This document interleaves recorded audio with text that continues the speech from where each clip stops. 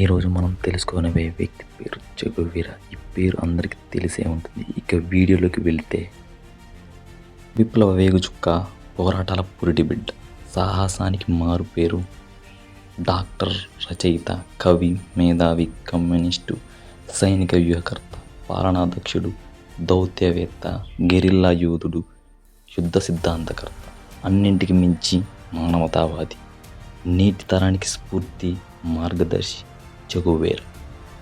పేరు చెబితేనే కళ్ళ ముందు ఆయన రూపం కనిపిస్తుంది.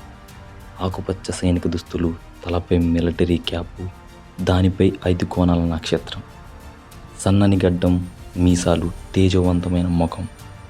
ఒక్కసారి హవానా చుట్టతో, మరోసారి తల మీద నక్షత్రం బొమ్మతో కనబడే చెగువీర గురించి ఈ యువత ఆసక్తి చూపుతుంది. విప్లవాన్ని రగిలించి, విప్లవం కోసం జీవించి, విప్లవంలోనే మరణించి, ప్రపంచమే విప్లవ వేగుచుక్కలా నిలిచాడు.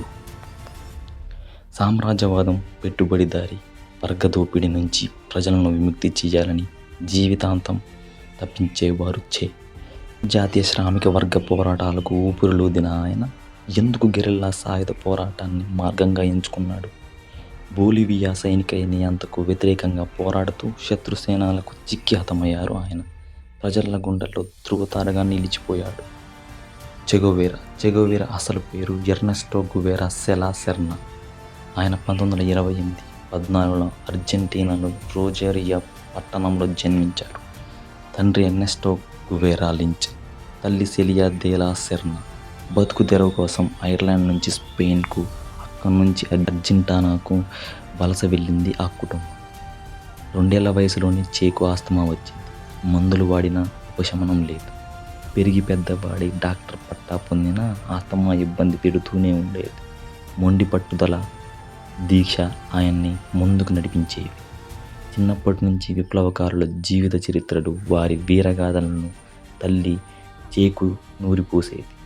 పెట్టుబడి వర్గం, దోపిడీదారి సమాజం నుంచి తెలుసుకోవడం గురించి ప్రారంభించాడు తల్లిదండ్రుల విప్లవ బాటలో పయనించాలనుకున్నాడు చెగువేరా.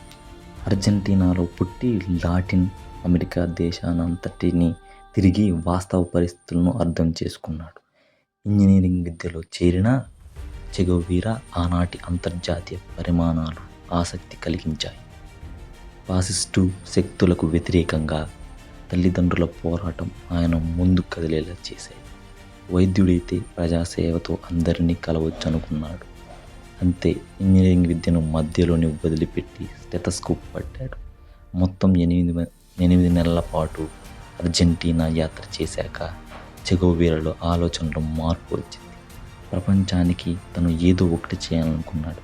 అంతే, కర్తవ్య దిశగా కార్యరంగంలోకి దూకాడు. ఈ సమయంలో లాటిన్ అమెరికా దేశాలు చూసేందుకని చెగువేరా 1953 జూలై 7న బ్యూనస్ ఎయిర్స్ రైల్వే స్టేషన్ నుంచి బయలుదేరాడు. అమ్మా నాన్నలకు వీడ్కోలు పలికారు. అతను వెళ్తోంది డాక్టర్గా కాదు, సమాజానికి పట్టిన రోగాన్ని శాశ్వత చికిత్స చేసేందుకు. అందుకే చెగువేరా విప్లవకారుని అవతారమెత్తాడు. జీవితం గడిపిన అక్కడి సైనిక నియంతకు వ్యతిరేకంగా పోరాడాడు. అక్కడే విప్లవ పార్టీ సభ్యురాలు హిల్దా అకోస్టా పరిచయమైంది. కొద్ది కాలంలోని వారి పరిచయం ప్రేమగా మారింది, పెళ్లికి దారి తీసింది. వారికి పుట్టిన అమ్మాయి పేరే హెల్దితా. గ్వాటెమాలా అధ్యక్షుడు అర్బెంజ్ గుజ్మెన్కు వ్యతిరేకంగా జరిగిన పోరాటంలో చెగువేరా, అతని భార్య పాల్గొన్నారు. చెగువేరాను విప్లవకారునిగా, హంతకునిగా ముద్ర వేసి సైనికులు అతన్ని చాకచక్యంగా పట్టుకున్నారు. సైనిక నియంత వద్దకు అతన్ని తీసుకువెళ్లేలోకి తప్పించుకున్నాడు చెగువేరా. హిల్దా జైలులో ఉన్న కొద్ది కాలం తర్వాత విడుదలైంది. తర్వాత గ్వాటెమాలా సరిహద్దులు దాటిన చెగువేరా మెక్సికో వైపు అడుగులు వేశాడు. అక్కడ క్యూబా విప్లవకారుని ఫైడెల్ కాస్ట్రో, రావుల్ కాస్ట్రోలతో పరిచయం ఏర్పడింది. తను క్యూబా విముక్తి పోరాటంలో పాల్గొనాలని నిర్ణయించుకున్నాడు చెగువేరా. ఇందుకు కాస్ట్రో అనుమతి లభించింది.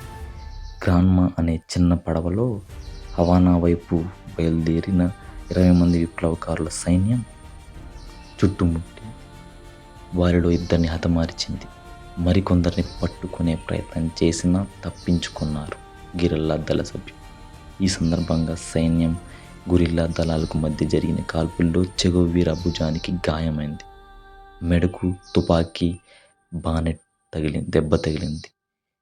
అయినా లెక్క చేయకుండా సైనికులతో పోరాడు చెగోవీరా.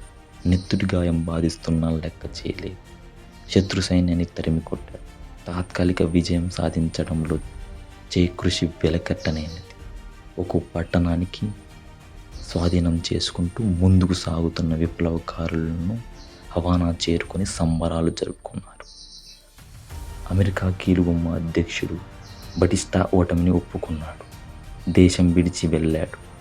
ఫలితంగా 1959 జనవరి 1న ఫైడెల్ కాస్ట్రో నాయకత్వాన ప్రజాప్రభుత్వం ఏర్పడింది.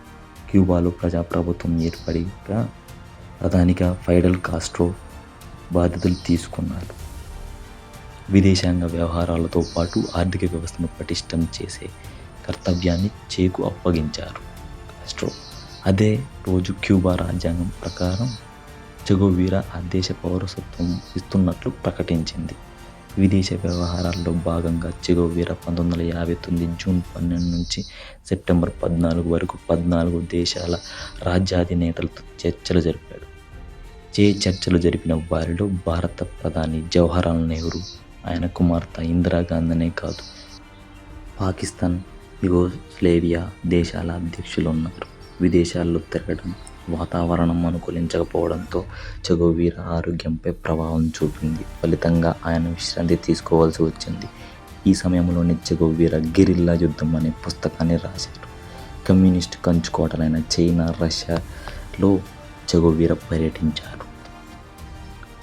అమెరికా సామ్రాజ్యవాదాన్ని తిప్పికొట్టే సాహసం చేశారు. అటు తర్వాత చెగోవీరా అల్జీరియా పర్యటించారు. అల్జీరియా పర్యటన ముగించుకొని వచ్చిన చెగోవీరా హవానాలో చివరిగా కాస్ట్రోని కలిశాడు. క్యూబా విముక్తితో తన పని పూర్తి కాలేదని చెప్పారు. మరో దేశ విముక్తి పోరాటంలో పాల్గొంటానని వివరించారు. ఇందుకు కాస్ట్రో అభ్యంతరం చెప్పినా తన కర్తవ్య దీక్షను వీడేది లేదని పట్టుపెట్టాడు చెగోవీరా. మరో మార్గం లేక కాస్ట్రో అతనికి అడ్డు చెప్పలేదు.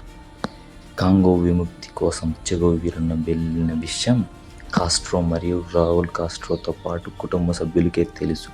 చివరిగా కుటుంబ సభ్యులతో కలిసి విందులో పాల్గొన్నాకే కాంగోలో అడుగుపెట్టారు చెగోవీరా. అక్కడి సైనిక నియంత వ్యతిరేకంగా పోరాటం చేసేందుకు రహస్య యుద్ధ తంత్ర వ్యూహాలను రచించారు చెగోవీరా. ఇందుకు స్థానిక విప్లవకారుల సహకారం తోడైంది. కొద్ది కాలం పాటు పోరాటం చేసిన విప్లవకారులు ఒక్కొక్కరిగా సైన్యం చేతికి చిక్కారు. సైనిక నియంత్రణ ఆగడాల ముందు విప్లవకారుల ప్రయత్నాలు విఫలమయ్యాయి. విప్లవకారులు ఒక్కొక్కరిగా సైన్యం చేతికి చిక్కారు. మిగిలిన కొద్ది మందితో కలిసి చెగోవీరా తిరిగి హవానా చేరుకున్నారు. అక్కడ జరిగిన విషయాలు కాస్ట్రోకు వివరించాడు చెగోవీరా. ఈసారి కాంగోకు బదులుగా బొలీవియాని ఎంచుకున్నాడు తన కేంద్రంగా. 1966 అక్టోబర్ 23న చెగోవీరా తన జీవితంలో చివరిగా కాస్ట్రోని రహస్యంగా కలిశారు. వేషం, భాష మార్చి పొడవాటి షర్టుతో ఎయిర్పోర్ట్కు వెళ్ళారు. ఉరుగ్వే మీదుగా బొలీవియా చేరుకున్నాడు. క్యూబా విప్లవకారులు, బొలీవియా కమ్యూనిస్టు పార్టీ సభ్యులు, స్థానికుల సహకారం తోడైంది చెగోవీరాకు. బొలీవియాలోని వల్లే సెరానోలో గెరిల్లా దళాలను చుట్టుముట్టి సైన్యం తుపాకీ గుళ్ళు వర్షం కురిపించింది. చే వర్గం ధీటుగా తిప్పికొట్టే సాహసం చేసిన సైన్యాలదే పైచేయింది. అమెరికా సైన్యం వద్ద శిక్షణ పొందిన బొలీవియా సైన్యం దాటికి చే గెరిల్లా దళం నిలవలేకపోయింది. తన అనుచరులు ఒక్కొక్కరిగా నేల కొరడం చేను కదిలించింది. అయినా ముందుకు దూకాడు. వందల సంఖ్యలో సైన్యం ఉన్న చెగోవీరా కుడి ముఖాలపై కాల్చింది ఆ సైన్యం. మరో తూట భుజం నుంచి దూసుకుపోయింది. తరువాత చేను పెడరెక్కలు విరిచి గట్టి హెలికాప్టర్లో ఎక్కించాడు. లా ఇక్వీరా ప్రాంతంలో ఆయనతో పాటు 4 గెరిల్లా సభ్యులను తీసుకెళ్లాడు. అక్కడి స్కూలు భవనంలో బంధించారు. సైనిక అధికారి ఆదేశాలతో పాటు టెరాన్ చే గుండెలపై గురిసూచి కాల్చాడు. అంతే విప్లవ వేగుచుక్క నేల కొరిగింది. ఎర్ర పూలవనంలో విప్లవం పువ్వు రాలింది. ఎప్పుడు మరణం సమీపించినా స్వాగతం పలుకుతానని చెగోవీరా మాటలు క్యూబా ప్రజలనే కాదు, విప్లవకారుల చెవుల్లో మారుమోగుతూనే ఉన్నాయి.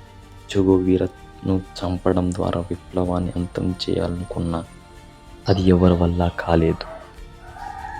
ప్రపంచవ్యాప్తంగా ఆ జ్యోతి రగిలింది. విప్లవం ఉన్నంతకాలం చెగోవీరా సాహసాలు, పట్టుదల బ్రతికే ఉంటాయి. ఈ విప్లవ వీరుడు మన ముందు లేకపోయినా ఆయన ఆశయాలు ఎప్పటికీ బ్రతికే ఉంటాయనేది నిజం. Cuba, Russia, Korea, China, Vietnam, Poland, Romania, చెక్ Republic, Albania, Hungary, Macedonia, Bulgaria, Latvia, Ukraine, Kazakhstan వంటి దేశాల కమ్యూనిస్టు యోధులు చెగోవీరా పోరాటం ఆదర్శం. అందుకే చే జీవిత చరిత్రను తమ పాఠశాలల్లో పాఠాలుగా బోధిస్తుంది. అంతెందుకు, భారత్లోని కేరళ, త్రిపుర, పశ్చిమ బెంగాల్ రాష్ట్రాల్లో చెగోవీరా చరిత్ర భవిష్యత్ తరాలకు అందించే ప్రయత్నాలు జరుగుతున్నాయి. జీవితాంతం ప్రజల బాగు కోసం పరితపించిన వేగు చుక్క కామ్రేడ్ చేకు విప్లవ వందనాలను. ఈ వీడియో మీకు నచ్చినట్లయితే లైక్ చేయండి, షేర్ చేయండి, సబ్స్క్రైబ్ చేయండి.